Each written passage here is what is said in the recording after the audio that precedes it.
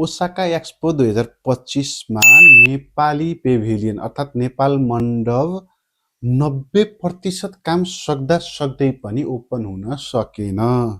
किन सकेन भन्ने बारेमा आज हामी कुरा गर्न गइरहेका छौँ। नमस्कार, म जनक कण्डेल। नेपालको संस्कृति झल्काउने भनेर ओसाका एक्सपो 2025 मा नेपालले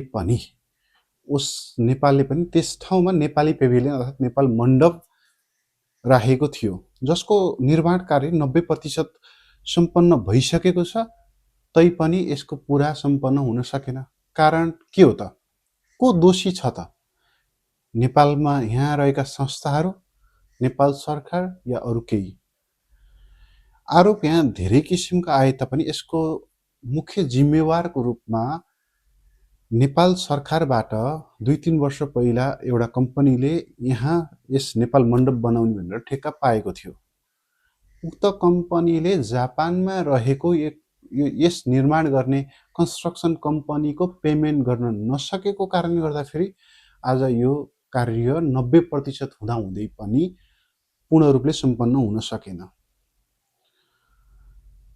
नेपालीले जहाँ गए पनि उही नेपाली पारा नै देखाउने भए। जस्तो कि नेपालमा त म्याद थप्दा 2 वर्ष भनेको आयोजना 4 वर्ष, 6 वर्ष, 10 वर्ष लाउने गर्थ्यो। त्यही बेहोरा नेपालको कम्पनीले यहाँ आएर जापानमा देखाइरहेको छ। पैसा तिर्न सकेको छैन, या त भनौँ पैसा तिर्ने माध्यम उले पत्ता लगाउन सकेको छैन, या नेपालको कानुनमा त्यस किसिमका कुराहरू लेखिएको छैन। के कारणले तिर्न सकेन यो त उक्त कम्पनीले जानोस्, तर यस्तो खालको बेइज्जत कृपया नगरिदिनुहोस्। ओसाकामा रहेको यो एक्सपोको धारणाहरू चाहिँ के हो त? यसको बारेमा पनि थप चर्चा गरौँ। ओसाका एक्सपो 2025 यो चाहिँ अप्रिल 13 तारिकबाट अक्टोबर 13 तारिकसम्म लगभग 6 महिना जति यो चल्नेछ।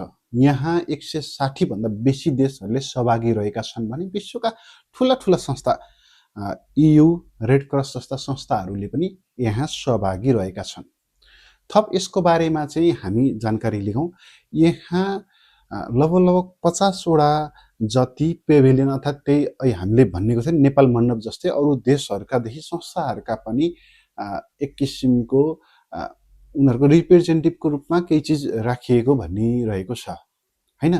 अनि जानकारहरूबाट सुन्दाखेरि चाहिँ ओसाका एक्सपोको हामीले थिम भन्ने गरिन्छ नि, यसको मिनिङ के को लागि खोलिएको हो त भन्दाखेरि जीवनको गुणस्तर, मानव जीवनको गुणस्तर बढाउनका निम्ति अर्थात् हाम्रो जीवनको लागि भविष्यमा समाजको डिजाइन कस्तो हुन्छ भन्ने को लागि यस प्रोग्राम राखिएको अर्थात् ओसाका एक्सपो भनेर राखिएको भन्ने कुरा रहेको छ। यसको धारणा उद्देश्यहरू चाहिँ के हुन् भन्दाखेरि जीवन पहिलो कुरो जीवन बचाउने, जीवनलाई शक्ति दिने र जीवनलाई जोड्नको लागि यस एक्सपोको आयोजना भएको हो। यहाँ विशेष गरी भविष्यका लागि कस्ता कस्ता टेक्नोलोजीहरूको प्रयोग गर्ने र भविष्यका लागि कस्ता कस्ता धारणाहरू अवधारणाहरू ल्याउने भन्ने बारेमा विशेष रूपमा यस एक्सपोमा देखाइने गरिन्छ। आशा छ नेपालको यस नेपाल मण्डप छ नि, नेपाल पेभिलियन भनिन्छ नि, त्यसको काम सम्पन्न होस्, उक्त कम्पनीले पनि पेमेन्ट गरिदियोस् र यसको खुल्ला रहोस् भन्ने हाम्रो आशा रहेको छ। अब हेरौँ के हुन्छ।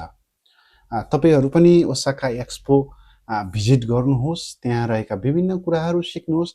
विशेष त त्यहाँ IT सम्बन्धित र जीवनलाई कसरी प्रगतिशील बनाउन सकिन्छ भन्ने बारेमा छलफल हुनेछ। त्यहाँ त्यस प्रदर्शनीमा सबैजना जानुहोस्। नमस्कार।